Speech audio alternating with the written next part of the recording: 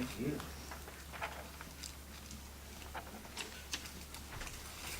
Now, I want to tell you a little bit about St. Patrick.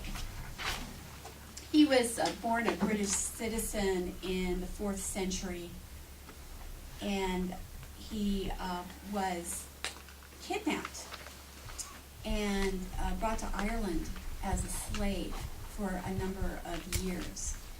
And during that time, as a young man, he was converted to Christianity, or at some point he was rescued. He was converted to Christianity, and he became the instrument for which Ireland was converted. The people there were converted to Christianity. So he is recognized as a saint in a number of churches, and he is considered the patron saint of Ireland.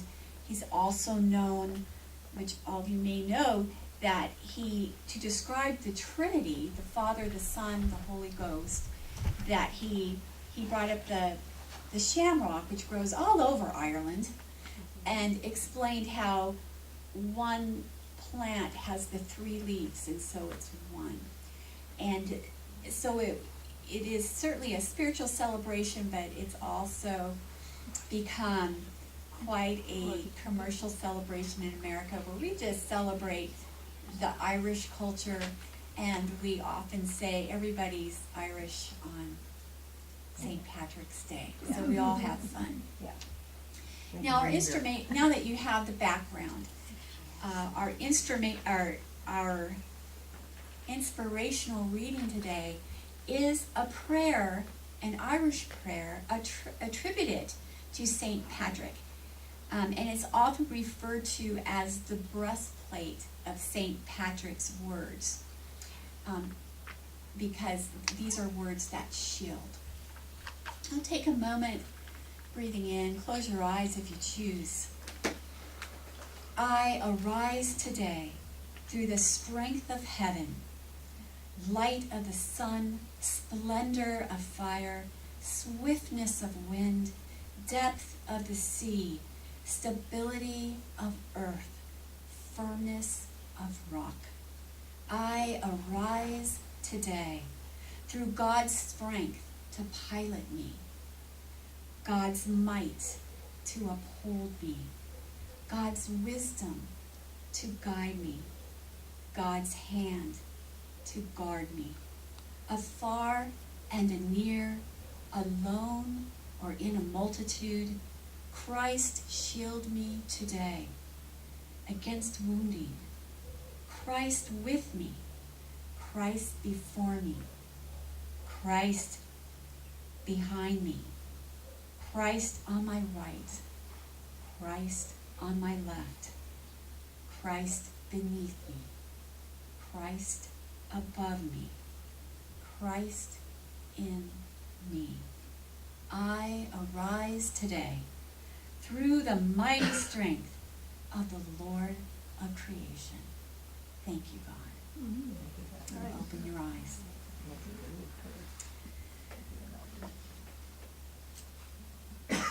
We are springing forward with our speaker today, who has a spirit of joy. She's been with the teaching of the inner Christ many, many years. She's been a minister with our teaching for many years. She springs forward with great color in her paintings, great color in her poetry, as she describes beautiful word pictures that lift the spirit. And she brings with her a great compassion, not only for human beings and the people around her, but also for the animals. And she has a great love and a great calling to be proactive and raise money for shelters for cats, as she takes care of her own brood as well as many feral cats that come to her for help and assistance. So with all of this, please welcome our beautiful Reverend Elaine Fuller-Zachey. Well, I'll tell you what she's speaking on. Come here, Elaine. Yeah, sure. She's springing forward into new relationships. Thank you. Thank you. All right, so here we are, springing and sprunging. Okay, spring forward into new relationships. Yes. That sounds exciting, doesn't it? Really? I heard TIC co-founder Reverend Ann Meyer McKeever talk about springing forward into new relationships. She didn't call it that, but it was. She saw everyone swimming in a stream of love. We swam with certain people for a while, then we changed and swam with others, right? We were always in the stream of love. So one of her points was it's always within love, God love. Also, a point is that change in relationships happens. It's natural, and the unchanging element which contains the love within the relationship is constant life and love. That is God. I don't always seem to know when to let go of a special relationship, so I may embrace the new. And so sometimes I kind of try to swim with someone a little longer than necessary, but then I move on. And what about you? Maybe you've done that too. My close relationships in New York State, the home of my childhood, included my childhood best friend, Mary Ann, who recently passed. God bless her. Also my two sisters, Louise and Cindy, as well as just the awesome beauty of the place itself. New York State has this incredible beauty with its seasonal changes. They just express with force and power and drama and color you just couldn't imagine unless you've seen seasons change. Oh, Mary Ann and I grew up across the street from each other. We went to the nearby grade school, the same grade school. We spent time together during weekends and special snow days when there was so much snow that there was no school, no classes, and no everything just about it. And also we spent time together during summers. We used to go swimming at the nearby swimming pool together. And we were sisters, actually, but we just had different parents. So we were very close. And it's great to have a best friend. When I moved out here, I decided not to let go of our friendship, and she liked that idea too. But to communicate regularly, just to keep in touch. So we did that. And, with time, though, and distance and growing in different ways, we drifted apart, right? I guess Ann Meyer McKeever, our co-founder, would say that we started swimming maybe with other people in the stream of life and love. We talked on the phone occasionally, and we each pursued our own dreams and our own directions, and we just changed. I didn't want to grow apart, but we did. It just happens sometimes. It's just life. Well, the same thing has happened to my two sisters. One even came out here to visit me for 2 weeks.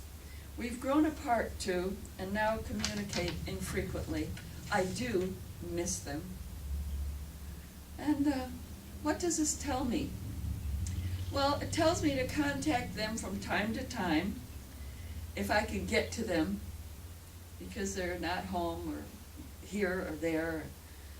It tells me not to stress over infrequency of communication, but to turn to the wonderful people I know here in San Diego, and the animals too.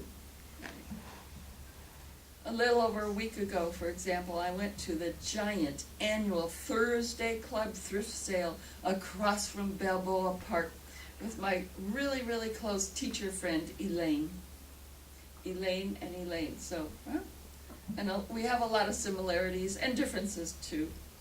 First, we walked around the park, got a cup of coffee at the park's senior center, and then we went to a gallery at Spanish Village. We looked around, we just talked and laughed about everything and nothing, and it was great. We looked around and talked with the artists in the gallery, and then we went to the thrift sale. This sale is always huge. It is just giant. It's the biggest darn thrift sale I've ever seen in my life. I bought some frames for art and a little stainless steel dish for kitty food, and this was all for under $5. Whoa, am I smart or what? So we walked around looking at stuff until an announcer said the place was closing soon. We just kept talking about everything and nothing and had a great unstructured afternoon. Just a relaxing, healing, wonderful time, and I'm grateful for her friendship. I'm grateful for the friendship of 2 other teacher friends and our monthly lunches too. This is a new thing that we've started. We find a nice, comfortable, family-style restaurant and go there and talk and spend 1 hour, 2 hours, time. Just have fun. Also, as my husband and I become older, we're growing closer, and I'm happy about that. I'm realizing how much I value his companionship. And, yeah, at TIC too. Little by little, I'm getting to know people here more, and love them more, and value them more. And so I am springing forward into new relationships and renewed recognition of the value of an established relationship, or few. I'm also pursuing deepening of the friendships at TIC here, like I said. Maybe over a cup of coffee, or visit to the camel farm in nearby Julian, or working on projects here on this, at the center. When I retire, which I will get to, like normal people, I can do that. Then I can spring forward into more involvement here at the center. And I am now aiming for retirement in, about 2 years. That's my new relationship with myself. Yay. And a new relationship with friends and other people, including at the Southwestern Artist Association. Right? It's great. And a future gym membership and being active there, and other newness. It will be a new chapter in my life, and it now looks so exciting. New goals, a new pattern of activity, new people are getting closer to the good old loving people, and maybe new animals with whom to form relationships all entice me so much. It's only sort of like the feeling a person might get if getting ready to be shot out of a cannon and into the stars. Huh? Is that great? I foresee adventure and freedom. And so, I am beginning to get my ducks in a row now. It takes planning and practical things, and I'll just have to figure that out and pray about it. I've already sprung into becoming an associate member of Southwestern Artists. It's a co-op of local artists in Balboa Park. An associate member allows me to be a partial member until I retire from teaching. Then I can do more painting, enough to get juried in, and I believe I will make it. I'll be able to display and sell my art there. Also to sit or to take care of the gallery for 2 weeks every year. Now with teaching, it's just not a possibility for me to do those things. Springing forward into new relationships is a natural thing. Changes in our lives, including in ourselves, and the way we look at the world, demand that we form new relationship. Life itself is flowing and ever-changing, and nothing in existence is static, and we're part of that existence. So think about it for a minute. Into what new relationship are you springing forward, including a person, an animal, yourself, or other? Would anybody care to contribute? Think about it. Something new. With yourself. With your environment. New friend or friends. Renewing an old friend.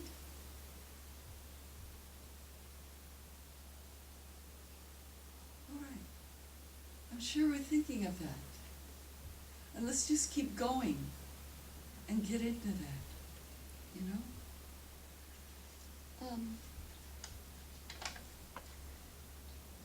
See how this inspires a sense of freedom within you. It was channeled to me a few mornings ago. Just take a deep breath and out. We can call on our own inner Christ for guidance in this. And just relax.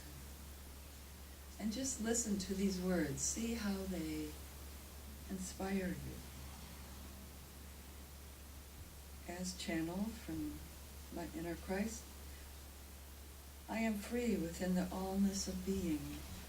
I am free to be all that I can be. I dip into that which is seemingly outside my physical here and now self, and extend my awareness, my realization into it. I extend into my greater self, into the allness, to realize that all things are possible with God. I release all seeming limitations, whether I have defined them as coming from myself, other people, or circumstances which have seemingly hindered or even enslaved me. I fulfill my purpose, my destiny, as I move forward into freedom that promotes just that. This includes making new relationships with others, myself, even with God. The universe holds all possibility, and I am within it. I am made from it. I am it. It can be called God. God is all that is. I embrace the allness of life. I embrace new relationships within this and as this allness. And even new relationships with my inner Christ right now. So let's take a deep breath.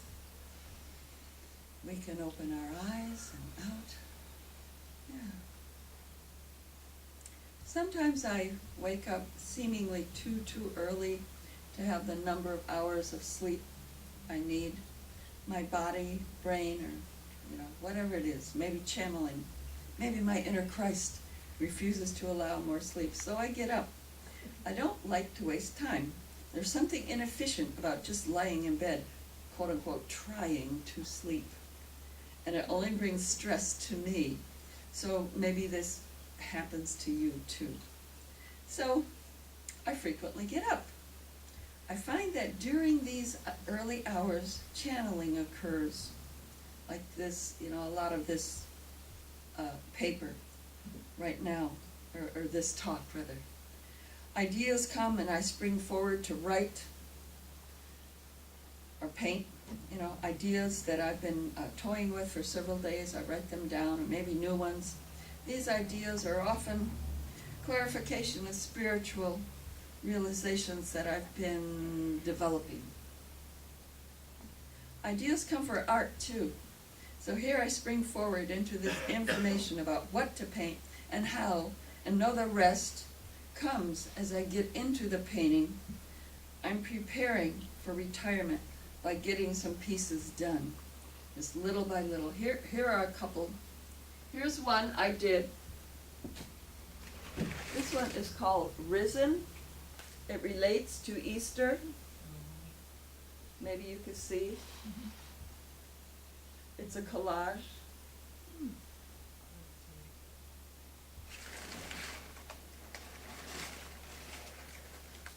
Here's another one. again, it's a collage. It's probably kind of hard to see, but these are glued on. It's just a happy little kitty that I haven't named yet. I haven't named the painting, but he's in the leaves and looking pretty happy. So, you know,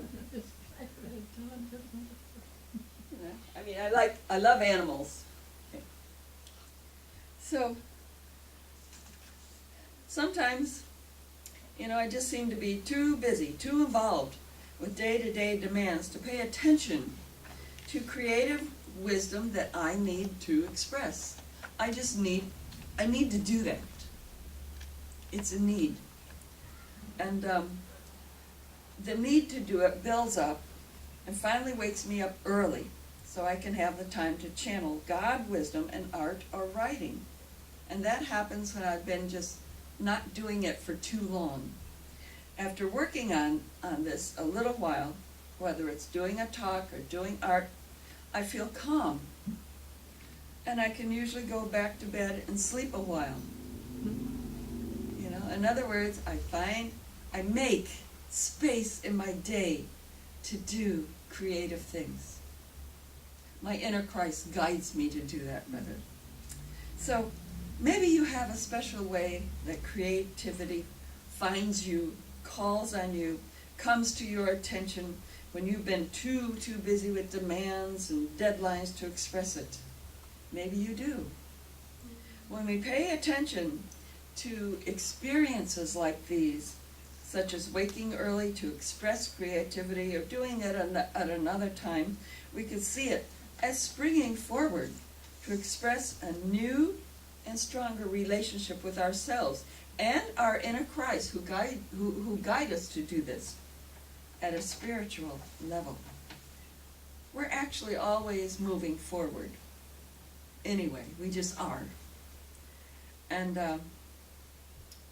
renewed forward into new and renewed relationships with ourselves, with others, with our world. The universe is alive and is never still.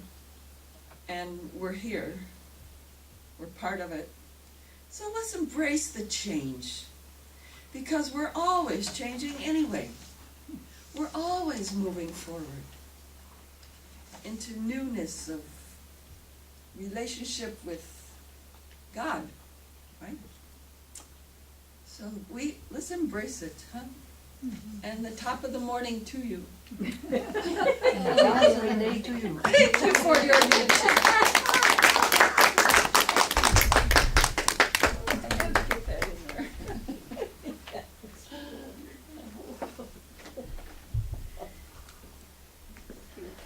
Thank you, Reverend Elaine.